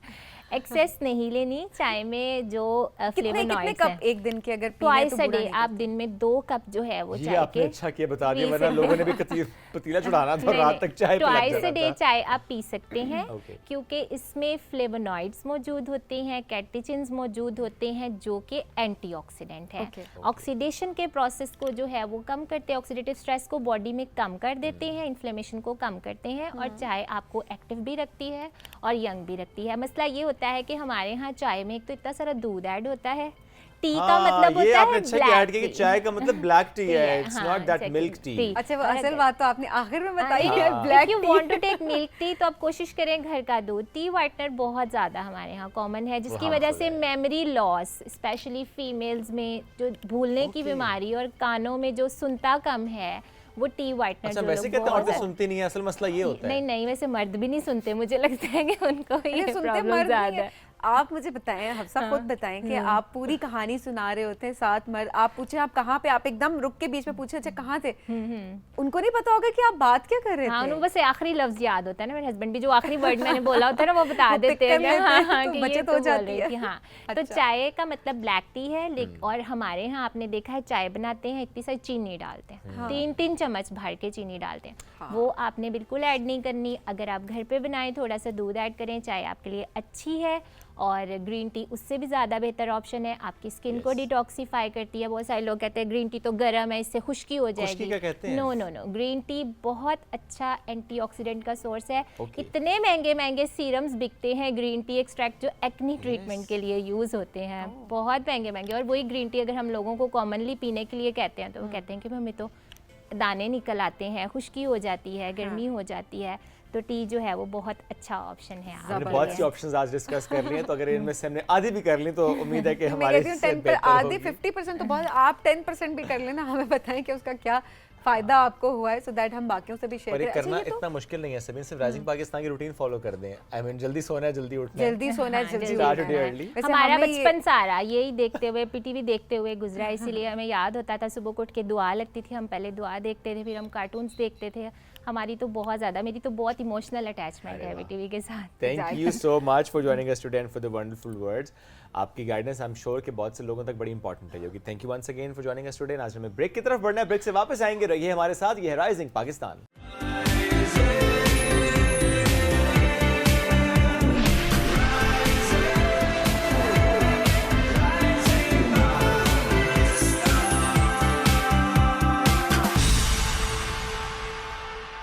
Welcome back to Rising Pakistan. हंसी की बात हो, खुशी की बात हो, कह के लगाने के, कह के बिखेरने की बात हो, तो जो कॉमेडियंस हमारे सामने आते हैं जिन्होंने बहुत अच्छा काम किया है पाकिस्तान में, दुनिया भर में, उसमें एक बहुत प्यारा नाम है शकील सिद्दीकी साहब का। आज हमारे प्रोग्राम में उन्होंने हमें ज्वाइन भी किया है, तो मैंने और सबीना ने यूँ सीट बेल्ट लगाई है कि अल्लाह करे हमारी थोड़ी बचत रहे, क्योंकि नॉर्मली होता है कॉमेडियंस के साथ बात करना वाकई it's very tough and challenging, because आपको नहीं पता था एकदम एक ऐसा जुमला आता है कि you take some time to understand that actually. लेकिन आज जरा जानने की कोशिश करेंगे कि शकील साहब ने अपना करियर किस तरीके से शुरू किया। बहुत सारे लोग ऑलरेडी जानते भी होंगे, बट जस्ट हमारे प्लेटफॉर्म पे जितने भी लोग इस वक्त हमें देख रहे हैं उस बारे में जानने की कोशिश करेंगे। और थोड़ा मैं ये चाहूँगी, कॉमेडी पे तो उन्होंने मनवाया अपने आप को, नो डाउट, और वो सिर्फ पाकिस्तान में नहीं बट आप इंटरनेशनली भी देखें तो कॉमेडी की दुनिया में पाकिस्तान का नाम जो है वो उन्होंने रोशन किया हुआ है। बट खुद उनकी जिंदगी कैसी है, क्या क्या थिएटर, फिल्म और स्टेज से हट के कैसी है एग्जैक्टली तो आज वो जानने की कोशिश करेंगे। शकील सिद्दीकी साहब हमारे साथ मौजूद हैं आज। अस्सलाम वालेकुम, कैसे? अस्सलाम वालेकुम। आपके देखने वालों को भी अस्सलाम वालेकुम। बहुत संजीदा से आज दिखाई दे रहे हैं। कॉमेडियन संजीदा ही होते हैं और संजीदगी से कॉमेडी करते हैं। ओके, सीरियसली करना पड़ता है ना इस काम तो सीरियस है कॉमेडी, लेकिन करना पड़ता संजीदगी से। आई मीन वाओ, है कॉमेडी बट करनी पड़ती है बहुत संजीदगी के साथ। कोई भी काम संजीदगी से करनी पड़ती है। अब तुम यहाँ बैठे हो, संजीदा बैठे हो ना, तुम कोई उछल कूद तो नहीं कर रहे ना, आप दोनों इंसान बन के बैठे हो, आप लोग भी, जैसे मैं इंसान बन के बैठा हूँ। ठीक है, तो ये जो भी काम है वो सीरियसली मतलब संजीदगी से ही करनी पड़ती है, चाहे वो कॉमेडी हो। संजीदा काम है, संजीदा काम। सही बात है। तो ये संजीदा कब हुए थे आप? ये मैं पैदा होते ही हो गया था, क्योंकि मेरी अम्मी का नाम संजीदा था। बाखुदा झूठ नहीं बोल रहा। अच्छा, ओके। मैं संजीदगी से पैदा भी हुआ था। अच्छा, मेरी अम्मी का नाम संजीदा था, जाहिर है, तो मैं संजीदगी से आया जरिया। सही बात है। वालिद साहब का नाम अब्दुल गफ्फार, वो गफ्फार थे। बेशक ऐसी है। शकील भाई, आप घर में सबसे बड़े, अभी हम ब्रेक में बात कर रहे थे, उन्होंने कहा कि बड़े होने की बड़ी जिम्मेदारियां होती हैं। बहुत ज़्यादा। क्या क्या जिम्मेदारियां निभाई हैं? देखिए, जब आपके माँ बाप चले आते हैं तो आपको फिर उनका एक किरदार निभाना पड़ता है। हम माँ बाप तो बन नहीं सकते, आप अपने बाप का किरदार ही निभा सकते हैं। उस कैरेक्टर में घुसना पड़ता है बाप के, उसमें बहुत सारी जिम्मेदारियाँ होती हैं, तो वो कर रहे हैं स्टिल जब तक ज़िंदगी करते रहेंगे। हालांकि आप सब इंडिपेंडेंट है माशाल्लाह। नहीं, लेकिन होना भी चाहिए, इंडिपेंडेंट सबको होना चाहिए। मेरी जब अम्मी अब्बू की डेथ हुई थी तो मेरे 2 भाइयों की और एक बहन की शादी नहीं हुई थी। सही। बाकियों की हो गई थी उनके सामने, तो वो भी जिम्मेदारी, तो वो अल्लाह ने हम उससे करवाया, और मेरी कोई औकात नहीं है, ऊपर वाला ताकत देता है। तो वो फिर उसके बाद, और फिर जाहिर है छोटे, जब छोटे होते हैं वो छोटे ही रहते हैं। वो कहे मैं बड़ा हो गया तो मैं उससे बड़ा हो गया, जाहिर है बड़े भाई और बड़े हो जाते हैं। तो ये मसला है, बड़े के साथ है पंगा। अच्छा, वैसे जो सब बड़ा बच्चा होता है सबसे, वो काफ़ी सारी चीज़ें फैमिली में भी वही फेस कर रहा होता है, फाइनेंशियली चीज़ें बड़ों के अपनी साथ एक जगह मसला, कितना भी अम्मी अब्बू सब जिंदा थे ना, तो बड़ा जितना भी कुछ कर रही है सब एग्री करेंगे। बड़ों से जाके पूछना, बल्कि दही बड़ों से पूछना कि वो उनको घर में फिर भी वो नहीं मिलती थी, वो कि यार रिस्पेक्ट के, वो कहते थे वो बीच वाला ठीक है, बड़े ने जान दे दिया, हाँ सबसे छोटा ठीक है, बड़ा जान भी दे दे। क्या किया तुमने? नहीं, वैसे वो ये अम्मी चीज़ अब्बू, होती है। हाँ अम्मी अब्बू कहते क्या किया तुमने भाई, वो कर रहा है, बीच वाला जो छोड़ा तुमसे वो कर रहा है ज़्यादा। उसके 5, मतलब एक मिसाल दे देता हूँ, उसके 5 रुपये नज़र आते थे, मेरे 20 नहीं नज़र नहीं आते थे। ये है मसला, बड़ों के साथ है। काफ़ी सारे बैरियर्स। आप बड़ी अपने घर में ना? मैं तो बड़ी हूँ। मैं सबसे छोटा हूँ, इसलिए मैं बिल्कुल इसके ऑपोजिट सोच रहा हूँ। हाँ, क्योंकि आप छोटे सबसे ज़्यादा, बिकॉज एक तो ये कि शायद एक्सपेक्टेशन ही हो जाती है बड़े से कि उसके ऊपर रिस्पॉन्सिबिलिटीज हैं, तो वो बस कैरी करेगा, तो वो एक्नॉलेजमेंट नहीं मिल रही होती बड़े को। वो ये चीज़ है। माँ बाप को भी लगता है ना कि हमारे बाद यही है। अब इनकी आपके अम्मी अब्बू हैं माशाल्लाह से, उनको लग रहा होगा कि ये मेरे बाद जो है ना, ये मेरी बड़ी बेटी संभालेगी, और कह भी देती है अड़ोस पड़ोस में, ठीक ना, वो संभालेगी। वो मेरी अम्मी भी पड़ोस में कह के गई हैं कि ये संभाल लेगा। हाँ ये संभाल लेगा, ये मुझे बाद में मरने के उनके बाद बताया उन्होंने। ओके। और तो जब उन्होंने कहा तो और जिम्मेदारी बढ़ गई। अरे यार अम्मी कह के गई, अब तो और करना पड़ेगा, इतना फेथ था मुझ पे उनके, मतलब वो तो देख रही ना ऊपर से। यस। और ये जो बात आपने की ना कि वो कह के गई थी, हाँ नॉर्मली में की बात कर रहे होते हैं ना कि समटाइम्स आपको पता होता है कि आप जा रहे हैं और आप आसपास थोड़ी सी बात कर जाते हैं, तो आपकी वालिदा ने ये बात की। हाँ लेकिन मुझसे नहीं की इत्तेफाक से, आपसे नहीं की ना? हाँ, मतलब साथ वाले, हम फ्लैट में तो साथ वाले से वो कह, तो कहती वो आके उन्होंने कह दिया 2-3 दफ़ा मेरी वाइफ से कि आंटी थी ना, वो कहती थी कोई करे ना करे, ये मेरा बड़ा बेटा ज़रूर सबके साथ सबको संभाल इतना के रखेगा। यकीन आप पे, और माशाल्लाह तो आपने मैं निभाया। अब जब वो लफ्ज़ कान में जाते हैं तो फिर आप एक एनर्जी भी आ जाती है और फिर एक वो कमिटमेंट हो जाती है कि अम्मी ने कहा था यार। और फिर आप पीछे नहीं हट सकते, हाँ, ये नहीं हट बड़ी सकते। बात होती है, आप पीछे इतना नहीं हट एतबार सकते। था। हाँ। तो मैं वो तो अब चली गया, उनके एतबार को मैं ठेस कैसे पहुंचाऊं। शकील साहब, कौन कौन से बैरियर्स है जो आपने ब्रेक किए, जो कि खानदान में पहली मर्तबा, मैं क्योंकि अकेला ही सबसे था। बड़ा हो तो सारे बैरियर मैंने ही तोड़े हैं। उसके क्या- बाद मतलब क्या क्या कॉमेडी की तरफ भी कोई भी नहीं होगा फैमिली में? नहीं इससे कोई पहले? नहीं था। फिर छोटा भाई आ गया, वो भी कर रहा है। बिल्कुल। परवेज सिद्दीकी मुझसे छोटे, जानते होंगे, तो बिल्कुल। वो छोटा भाई है। मेरा बेटा आ गया, वो पढ़ के आया मीडिया, 4 साल का कोर्स किया। मैंने कहा अगर करना है काम तो फिर हम तो उस ज़माने में हमें मीडिया वीडिया तो था नहीं, सही है। सही। ना सोशल मीडिया था ना सोशल मीडिया था। असल में ये सोशल मीडिया कहते हैं, मैं इसको सोशल मीडिया कहते हैं। सोशल नहीं है जो हिंदी का लफ्ज़ है, सही है। वो है। तो मैंने कहा पढ़ के आ जाओ भाई। अच्छा थाओप नहीं सकते कि भाई तुमने, मेरा अब्बू मुझे हाँ, कहते अपना थे शौक है इंजीनियर तो। बनना है। मैं नहीं बनना भाई, क्यों बनूँ इंजीनियर, मुझे आती ही नहीं है काम। मैं इंजीनियर बन गया, मैं उल्टे सीधी चीज़ें बनाऊंगा फिर। अब्बा से मैंने कहा मुझे नहीं है भाई, नहीं बनेगा मुझसे कुछ, मुझे जो आता मैं वही करूँगा। आप तो मैंने अपने बच्चों को, मैंने कहा तुम्हें जो टैलेंट है ना वो अपना पेश करो।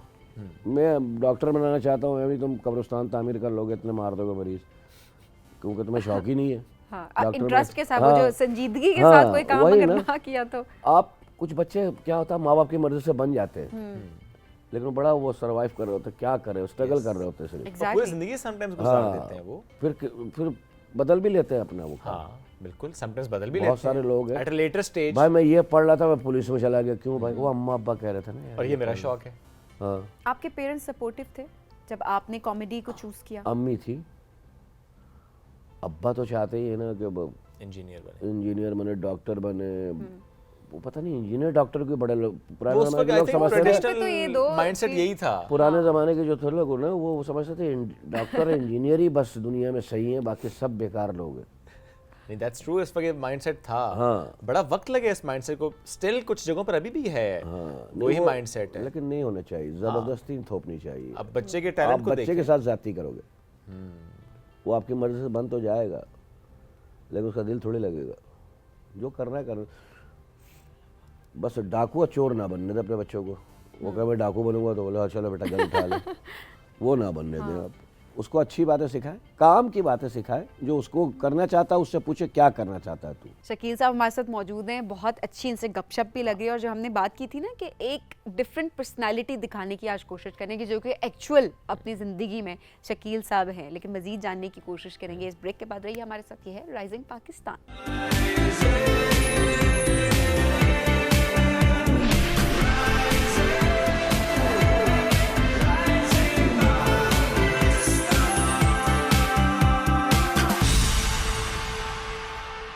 Welcome back after break. Rising Pakistan में एक बार फिर कहते हैं खुशामदीद। शकील सिद्दीकी साहब साथ मौजूद हैं, फेमस कमेडियन हैं, उनसे गपशप हम ब्रेक में भी कर रहे थे। हमने सोचा भाई कि ज़रा सवाल रखते हैं, जब हम किसी की करियर की बात करते हैं तो ज़रा उसमें अप्स एंड डाउन्स भी आते हैं, उसमें पीक्स भी आते हैं, ज़िंदगी में मुख्तलिफ फेजेस में टफ टाइम भी आता है।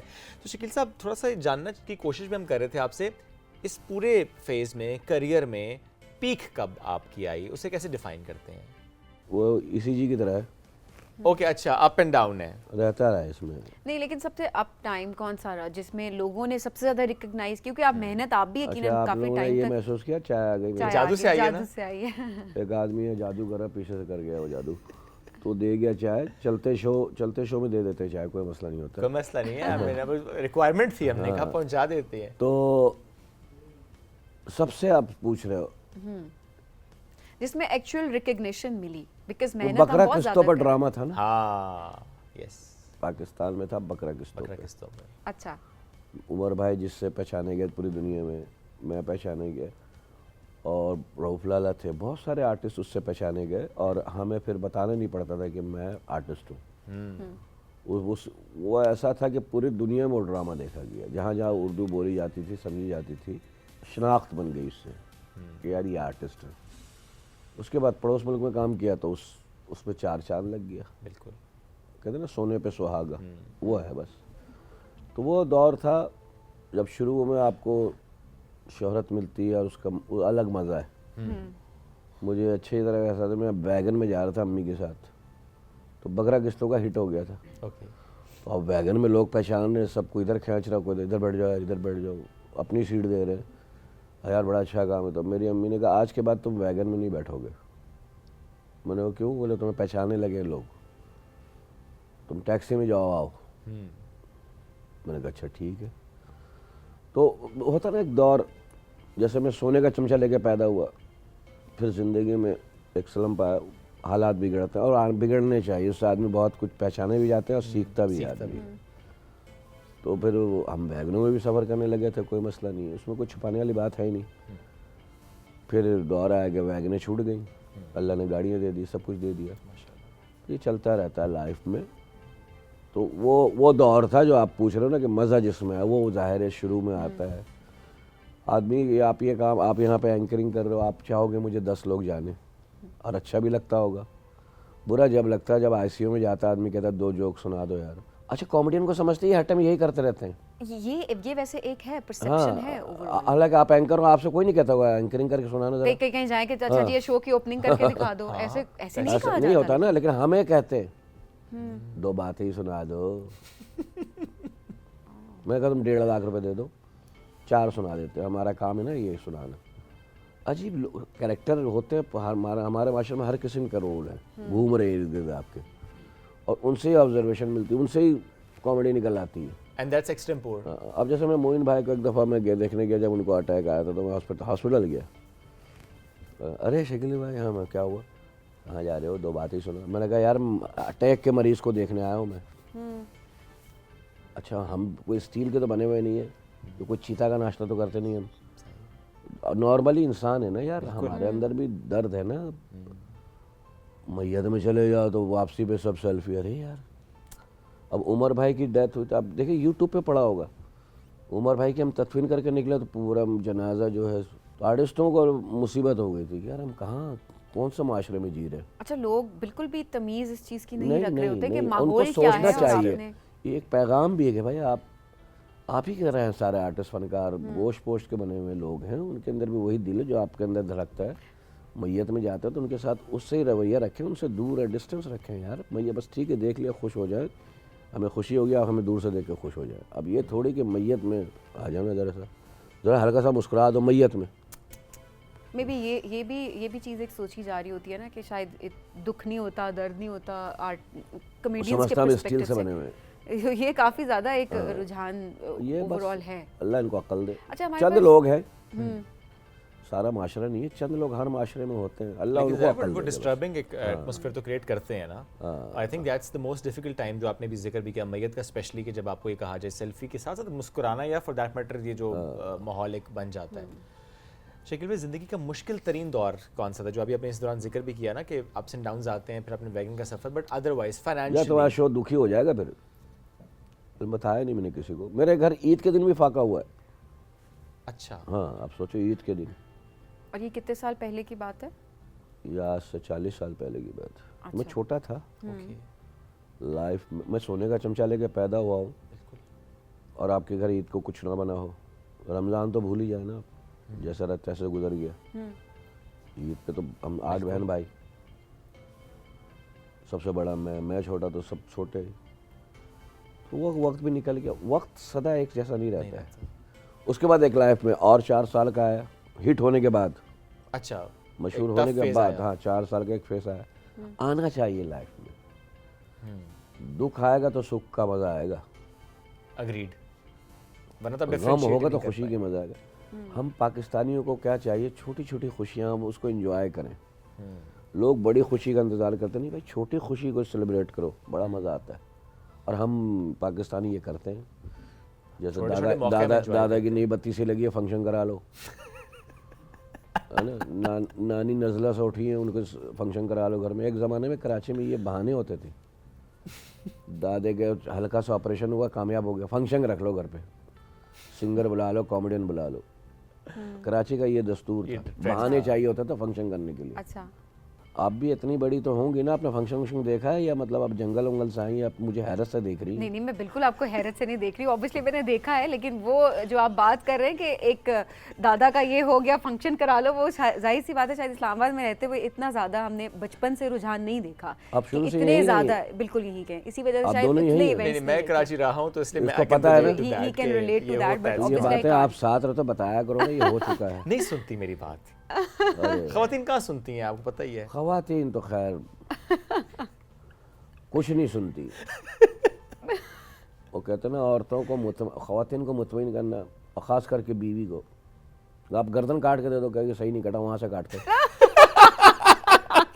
ये जितने शौहर हैं वो इसको रिलेट कर पाएंगे। हाँ मैं सही बता रहा हूँ, आप मर्द मरे हुई बीवी से डरते। हाँ मैं सही बता रहा हूँ। कराची में गर्मी पड़ी, एक आदमी दुआ मांगने लगा, कह रहे अल्लाह मियाँ बारिश कर दे, इतनी कर नीचे से चीज़ें बाहर आ जाए। दूसरा कह रहा अपनी दुआ वापस ले ले, मेरी 2 बीवियाँ दफन है, वही बाहर आ जाएंगी। तो बेचारे डरते बहुत ही नहीं अपनी बीवी। दोज़ख में अनाउंसमेंट हो गया कि जो बीवियों से डरते हैं जन्नत में आ जाएं। मेरे जैसा एक खड़ा रहा, कह रहा तू नहीं डरता? बोला चल यहाँ से, वही बोल के गई है खड़े मिलना। बीवी से मुश्किल है जीतना।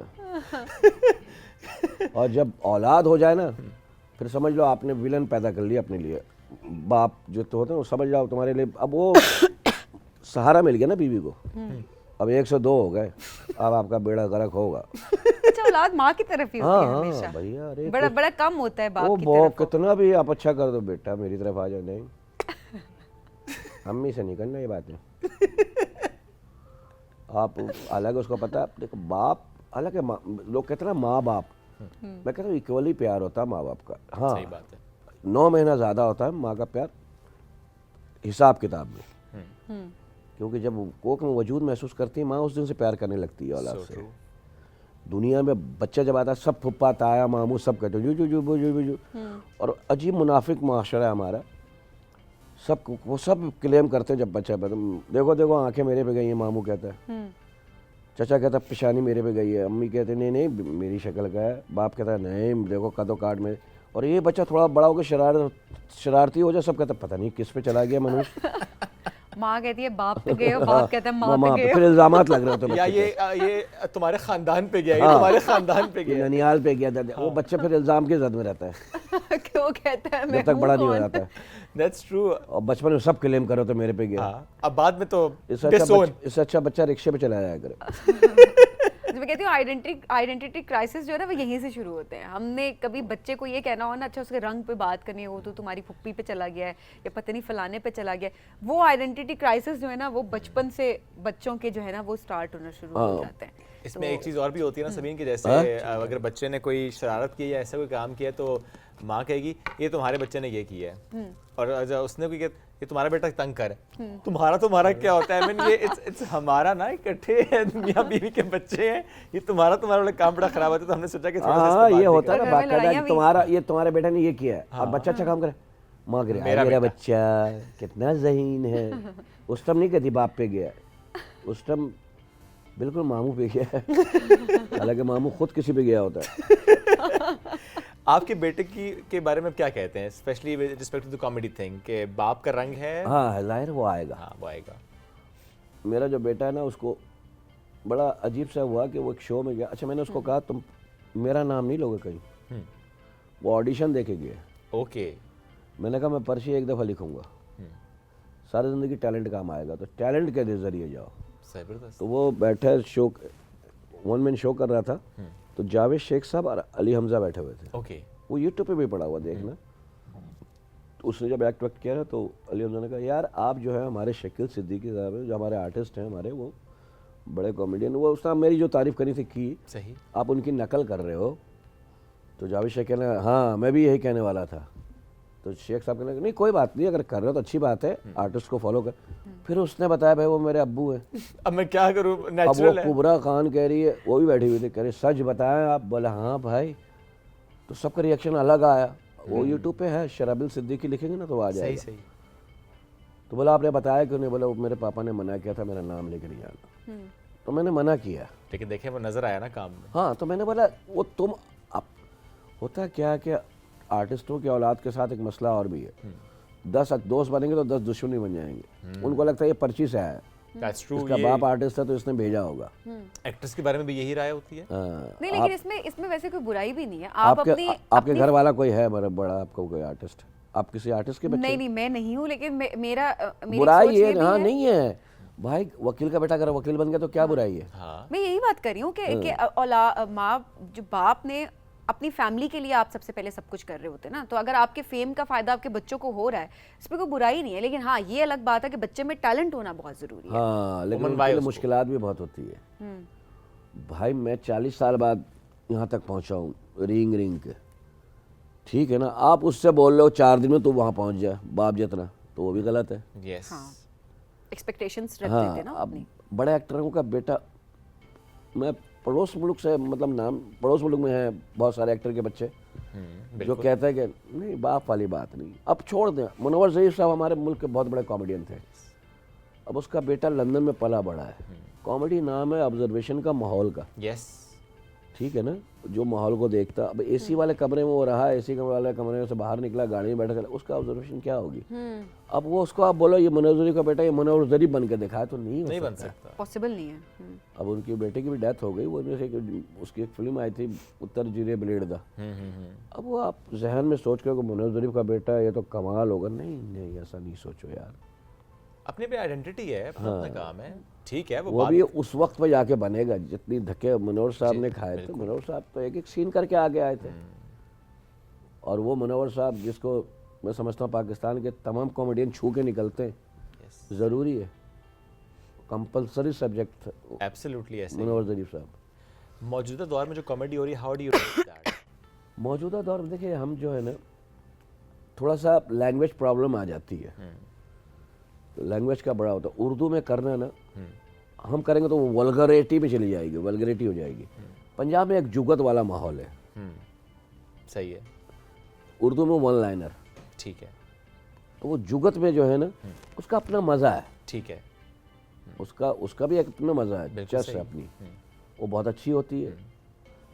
पंजाब में बहुत सारे आर्टिस्ट माशाल्लाह, अमानुल्लाह तो उसका फाउंडर थे, अमानुल्लाह साहब। बहुत काम हुआ है पंजाब में। और मैं कहता हूँ वो दरख्त है जिसके साए तले बैठ के सब फले फूले, बिल्कुल ऐसा ही है। और आज भी उसकी बात करके खाक मार रहे हैं। हम भी कर लेते हैं, अच्छी बात होती है, हम उसको उर्दू में कोई बुरी बात नहीं है, एक दूसरे से सीखते ही आदमी। बिल्कुल ऐसे ही। तो आज के दौर में अब सोशल मीडिया पे जाएं तो फिर वो नहीं देखा जाता, सॉरी। ट्रू। वो उनको भी लोग लाइक कर रहे हैं, उसके मेरे ख्याल में आज ज़्यादा व्यूज़ होते हैं। That's true. तो ज़्यादा व्यूज़ होना अगर कामयाबी का क्राइटेरिया है तो मैं इतना ही ठीक हूँ भाई। लेकिन शकील साहब, अब जिस तरह से हर चीज़ के हवाले से हम कहते हैं दौर बदल गया है, तो अब थोड़ी सी एडवांसमेंट आने की ज़रूरत है। सो कॉमेडी में भी प्रॉबली शायद जो सोशल मीडिया पे वही ऑडियंस है हमारी जो देख रही होती है, पसंद कर रही है, तो व्यूज़, लाइक्स और वो सारी। देखिए हम क्या करते हैं, हम जब ड्रामा करते हैं हम कहते हैं 100 घर से 400 लोग आ जाए, और कोई ड्रामा करता है वो कहता है 400 घर से 400 लोग आए। 100 घर से 400 का मतलब हुआ फैमिली, 400 घर से 400 आदमी का मतलब वो वाहिद फर्द एक एक आ जाए। वो होते हैं जो अपने घर पे आके कहते हैं फला का ड्रामा ना देखना, वो खुद देख रहे हैं, देख कर आते हैं। हाँ, वो फिर घर में बताते हैं इनका लगना नहीं चाहिए ड्रामा, तो वो गलत है ना। तो वो देखिए, अगर कामयाबी क्राइटेरिया है इस चीज़ के कि व्यूज़ आ रहे हैं तो फिर समझ जब ख़त्म हो गई कहानी।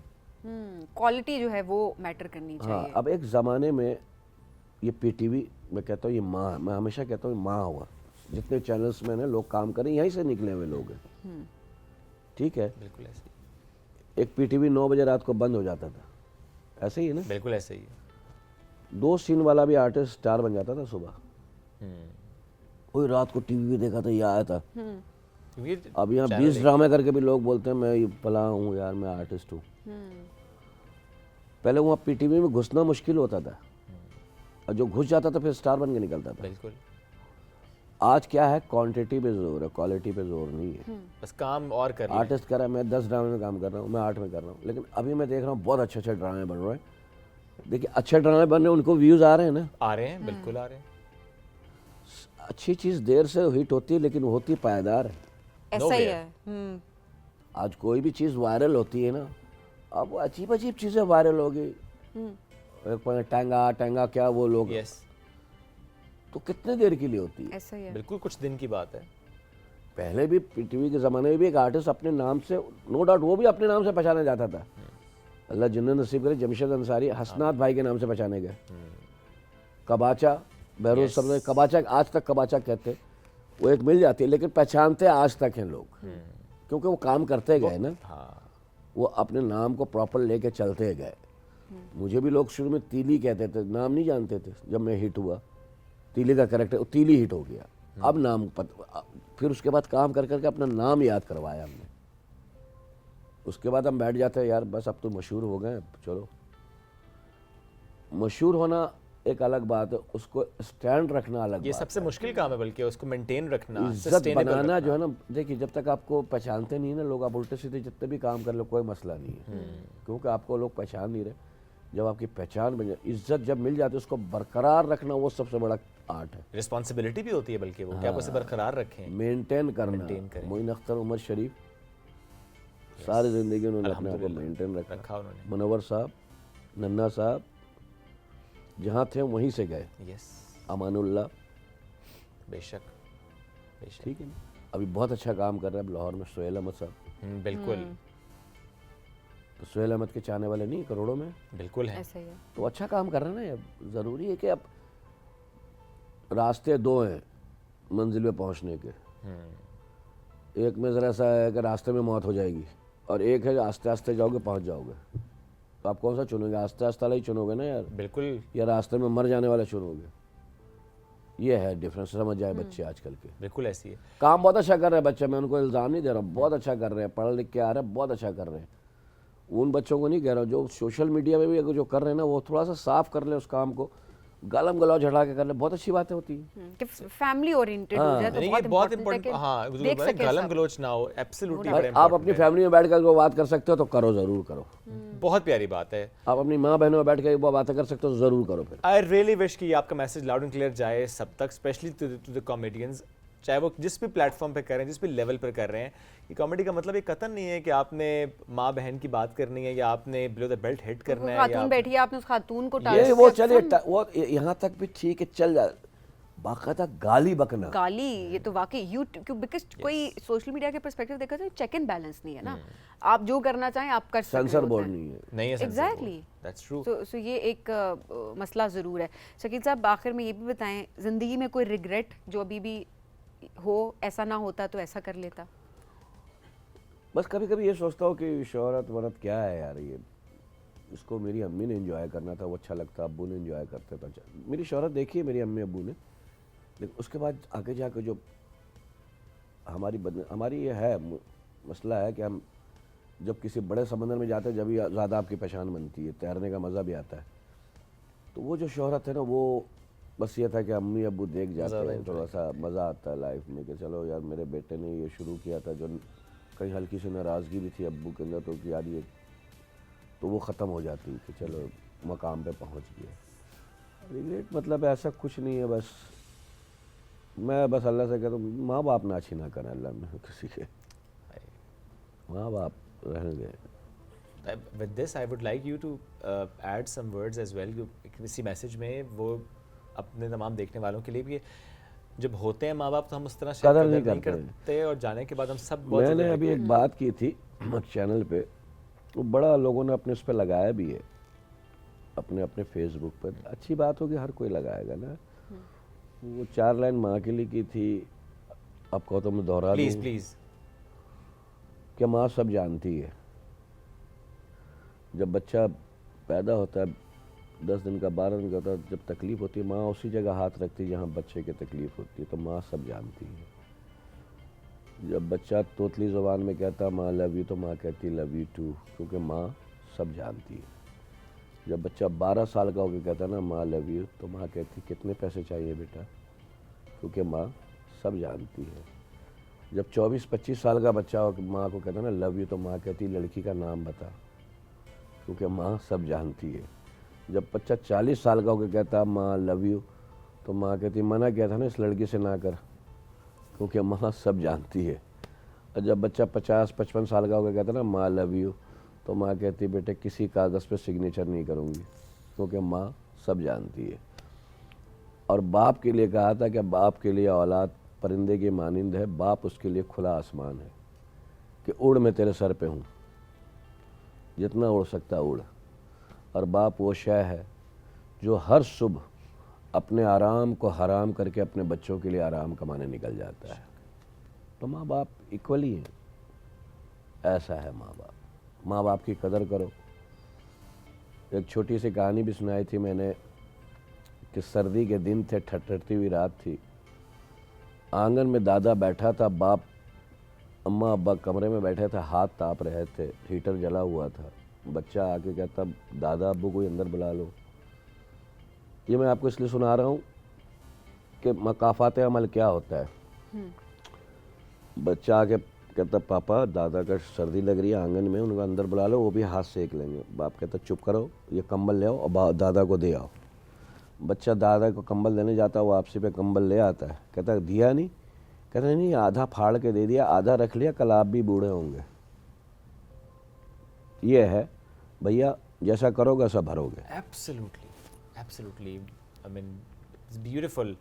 बहुत खूबसूरत मैसेज शकील साहब, thank you so much for joining us today. बहुत शुक्रिया सर, आपके आने का बहुत शुक्रिया, बहुत अच्छा लगा मिलके। बहुत शुक्रिया। आई मीन आपका काम हम देखते हैं, लेकिन वो इन पर्सन मिलके वैसे भी आपको ज़्यादा मज़ा आता है। नाज़रीन, इसी के साथ हमें दीजिए इजाज़त। और शकील साहब के स्पेशल जो ये लास्ट मैसेज है with respect to the parent thing, और ये जो मकाफात अमल की उन्होंने बात की है, जो करेंगे वो भरेंगे, इस पर बड़ा फोकस करने की ज़रूरत है। इसी थॉट के साथ हम आपसे इजाज़त ले रहे हैं। दोबारा मुलाकात कल करेंगे। बहुत सा ख्याल रखें, दुआ में याद रखिए। अल्लाह हाफ़िज़।